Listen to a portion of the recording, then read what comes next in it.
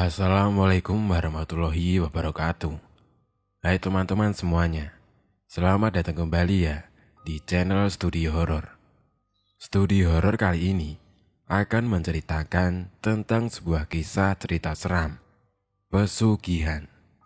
Cerita misteri kali ini bersumber dari @karjan Malang. Lalu bagaimana kengerian dari kisah kali ini? Mari kita simak kisah ini bersama-sama. Wanita itu pengikut aliran sesat. Setiap malam bulan purnama, di tengah malam, selalu ia keluar berputar-putar mengitari rumahnya dengan bertelanjang dada. Berita itu kuperoleh dari sebuah cerita duka tersebar di satu sekolahan. Tersiarlah seorang anak yang duduk termenung seorang diri. Umurnya masih menginjak 14 tahun. Gagah rupawan wajahnya, idaman setiap gadis-gadis di sekolahannya. Cemerlang otaknya dan pandai juga ia bermain musik.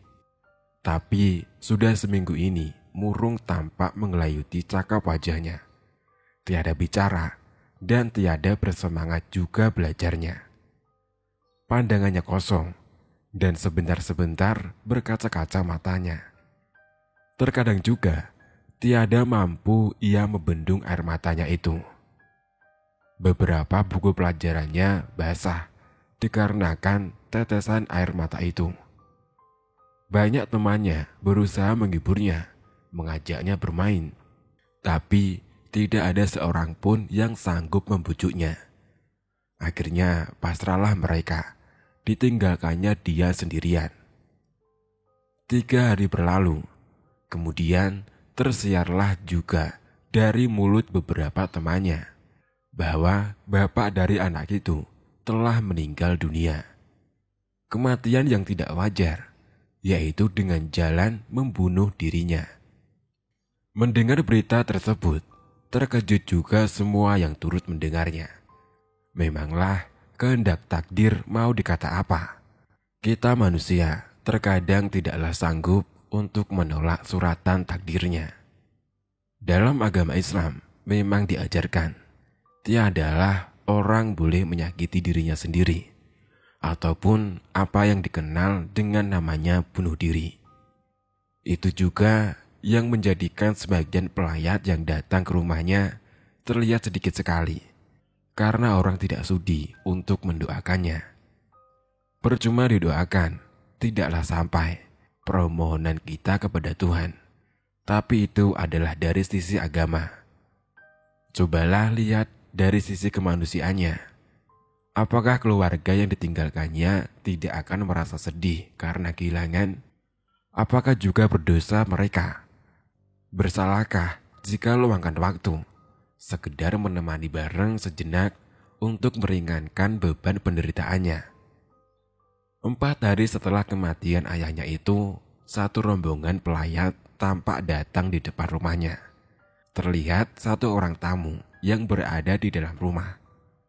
Mengetahui ada rombongan yang baru datang, dia pun lekas-lekas untuk undur diri. Serempak para rombongan itu berucap, "Assalamualaikum." "Waalaikumsalam warahmatullahi wabarakatuh," jawab seorang penghuni rumah, yaitu seorang ibu parubaya dengan kondisi yang tidak begitu terawat. Rambutnya sedikit acak-acakan dan pakaiannya juga tidaklah begitu nyaman untuk dipandang. Mari, silakan duduk," tawarnya. "Iya Bu, terima kasih." Duduklah semua pelayat itu di hamparan karpet yang berwarna biru, dengan terlihat sedikit debu berterbangan tersorot sinar matahari. Nampak sedikit kotor, mungkin karena yang punya rumah belum sempat untuk membersihkannya. "Kami semua turut berduka cita ya Bu." Mendengar hal itu, nampak matanya berkaca-kaca dan sedikit sesenggukan menerima para tamunya itu. Dengan segera ia merapikan raut wajahnya yang tampak sedikit berantakan. "Mohon maaf Bu, sebelumnya. Bagaimana ceritanya? Kok bisa sampai seperti itu loh Bu?" Salah seorang mencoba memecah kesunyian. Ia pun mencoba menguatkan hatinya. Diingat-ingat kejadiannya lagi. Kemudian berucaplah kata demi kata. Walaupun hal itu amatlah keluh di lidah, tapi dia bersyukur bahwa dengan menceritakan apa yang dialaminya, pastilah akan sedikit berkurang beban pikirannya. Karena ada juga orang yang diajak untuk ikut berbagi. Di dalam rumah jugalah nampak sedikit keanehan. Suasananya tidak seperti rumah-rumah pada umumnya. Agak singup, tidak nyaman atau angker istilahnya. Apa karena ventilasi udaranya tidak teratur? Tapi semua ventilasi terlihat teratur penempatannya kala itu. Seorang anak kecil, si pelayat, nampak juga sedikit ketakutan berada di rumah itu. Tapi kemudian berangsur agak tenang tingkah lakunya. Dibimbinglah ia agar tidak perlulah merasa takut, karena ibunya selalu akan menyertainya. Setelah dia rasa kuat untuk mengatur emosi kesedihannya, dia pun menceritakan kejadiannya. Begini awalnya. Saya sama bapak kesatria menikah. Terpaut jauh juga umurnya. Saya janda beranak 2, sedangkan bapaknya adalah seorang pemuda. Ia sangat mencintai saya. Benar-benar serius tekadnya dan akhirnya dia melamar saya. Kami pun menikah dengan umur yang tidak seimbang. Tapi yang namanya cinta tidaklah kenal itu semua. Setahun menikah, kami pun dikaruniai seorang anak laki-laki. Amatlah senang saya, karena anak saya yang pertama adalah perempuan, kedua perempuan, dan akhirnya Tuhan mengabulkan kepada kami anak laki-laki. Untuk berucap rasa syukur kepada Tuhan, kami akhirnya mengundang sebuah hiburan pertunjukan wayang kulit sehari semalam suntuk. Dari cerita-cerita pewayangan tersebut, kemudian terbesitlah untuk memberi nama anak kami, Kesatria. Berharap ia bisa menjadi anak laki-laki yang tangguh. Dan karena kami pun sangat mendambakan kehadiran anak laki-laki ya terkabullah Kesatria yang ditunggu-tunggu itu telah hadir di antara kami. Saya dan bapaknya Kesatria sempat mendirikan usaha grosir sandang pangan. Awal-awalnya sih maju, tapi lama-kelamaan usaha pun ditimpa kebangkrutan dan jatuhlah kemiskinan menimpa keluarga kami. Kehidupan berbalik 180 derajat. Sekeluarga tinggal di rumah kontrakan yang sangat sederhana. Karena tiada mampulah kami menyewa rumah kontrakan yang layak. Akhirnya, karena desakan ekonomi, pergilah saya merantau ke luar negeri untuk menjadi TKW atau tenaga kerja wanita, diajak salah seorang teman. Di negeri rantau, saya kumpulkan sedikit demi sedikit jerih payah di sana, dan akhirnya rumah kami yang telah disita bank dapat kami lunasi pembayarannya. Kemudian, saya kembali meneruskan usaha yang dulu pernah kami jalani.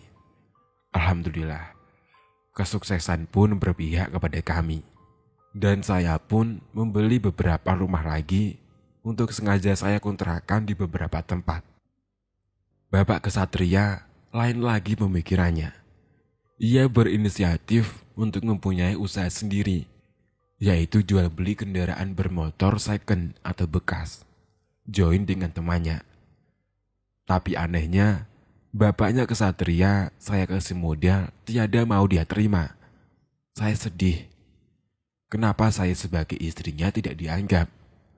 Saya ada sedikit uang untuk bersama-sama membangun usaha. Dia juga tidak mau.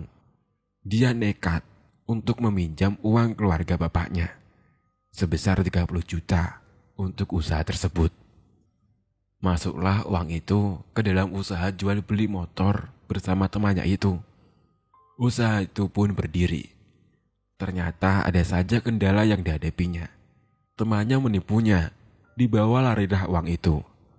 Hal itulah yang membuat bapaknya Kesatria menjadi teramat stres. Dimarahilah dia sama bapaknya dan saudara-saudaranya. Saya tawarkan uang saya untuk membayarnya, Tapi dia tetap menolak. Pernah suatu ketika diutarakan sebuah niat buruk kepada saya. Begini, "Bu, sebaiknya saya mati saja. Saya tidak kuat menghadapi kemarahan Bapak dan saudara-saudara saya yang ditimpakan kepada saya. Saya malu, Bu. Sepertinya sial terus-terus adanya pada diri saya. Saya berpikir juga tidak adalah bakat hidup saya untuk membuka sebuah usaha. Semua serba tiada hasil, musnah semuanya." Dengan mata berkaca-kaca, "Pak, jangan ngomong begitu. Tidak baik, Pak. Ingat, Pak, ingat." Saya mencoba untuk menenangkannya. Dan selang beberapa waktu, kebingungan Bapak semakin menjadi. Bertambah murunglah wajahnya. Tapi sedikit disibukkannya dirinya. Dia masih mau pergi ke ladang, mengolah ladang tebu keluarga bapaknya. Dan suatu ketika, diajaklah kesatria pergi untuk membantu mencabuti ilalang yang tumbuh di sekitaran tanaman tebu. Bersama saya juga ikut ke ladang.